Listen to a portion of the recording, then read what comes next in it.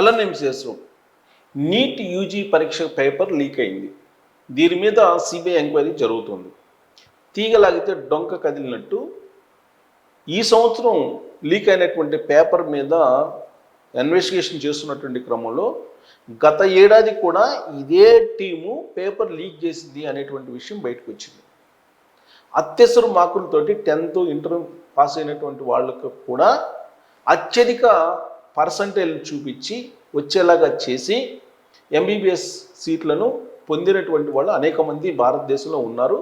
దీనికి కారణం గత ఏడాది కూడా ఈ ఏడాది పేపర్ లీక్ చేసినటువంటి ముఠానే గత ఏడాది కూడా పేపర్ లీక్ చేసింది అనేటువంటిది ప్రాథమికంగా బయటపడినటువంటి అంశం. అంటే గత ఏడాది నీట్ యూజీ రాసి సీట్లు పొందినటువంటి వాళ్ళలో అనేక మంది పేపర్ లీకేజ్ కారణంగా ఎంబీబీఎస్ సీట్లు పొందారు. మరి నష్టపోయినటువంటి వాళ్ళ పరిస్థితి ఏంటి?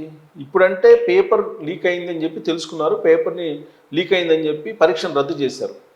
రద్దు చేసి జూన్ 21వ తారీఖున మళ్ళీ ఎగ్జామ్ పెట్టబోతూ ఉన్నారు. 14వ తారీఖున ఈ అడ్మిట్ కార్డులను జారీ చేస్తామని చెప్పారు. సరే, ఫీజు కట్టవసరం లేదు, మేము ఉచిత ప్రయాణం కల్పిస్తున్నాము, మీరు ఎంపిక చేసుకున్నటువంటి నగరంలోనే పరీక్ష రాసేటట్టు కూడా మేము వెసులుబాట్లు కల్పిస్తున్నాం అని చెప్పి కేంద్ర ప్రభుత్వం చెప్తోంది. ధర్మేంద్ర ప్రధాన్ గారు ఇవాళ మాట్లాడారు ఢిల్లీ నుంచి, కేంద్ర మంత్రి. ఆయన ఏం చెప్తున్నారు? 0 ఎర్రతోటి పరీక్షలు నిర్వహించడానికి మేము రాధాకృష్ణన్ కమిషన్ సిఫారసులు, సుప్రీంకోర్టు గైడ్లైన్స్ మేరకు మేము పరీక్షలు నిర్వహించడానికి ఎన్టీఏని మేము ఏర్పాటు చేశాము. దాంట్లో నిరంతర సంస్కరణలు జరుగుతున్నాయి.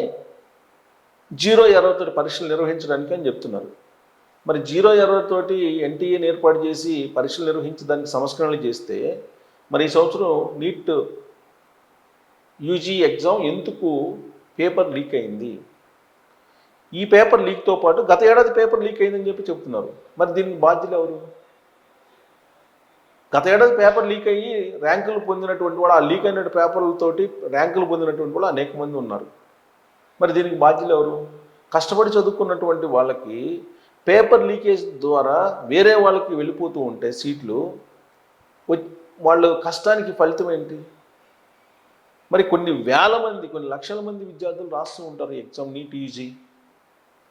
వాళ్ళు జీవితంలో కలలు కంటూ ఉంటారు.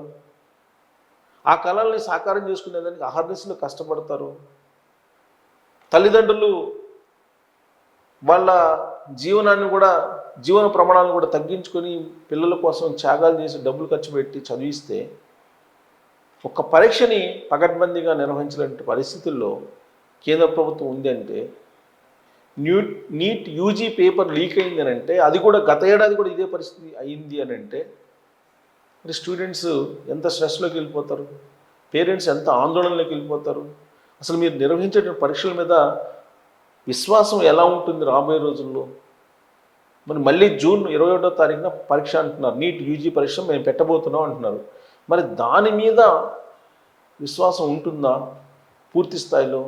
ఈ విధంగా పేపర్ లీక్ అయితే దాన్ని ఇన్వెస్టిగేషన్ చేస్తే గత ఏడాది కూడా లీక్ అయిందని చెప్పి అనుమానాలు వ్యక్తం చేస్తున్న క్రమంలో 100% విశ్వాసంతో కూడినటువంటి విధంగా పరీక్ష రాసే అవకాశం ఉందా విద్యార్థులు? విశ్వాసం కల్పించాలంటే ఏం చేయాలి కేంద్ర ప్రభుత్వం అనే దాని మీద మీరు కామెంట్ చేయొచ్చు. Thank you.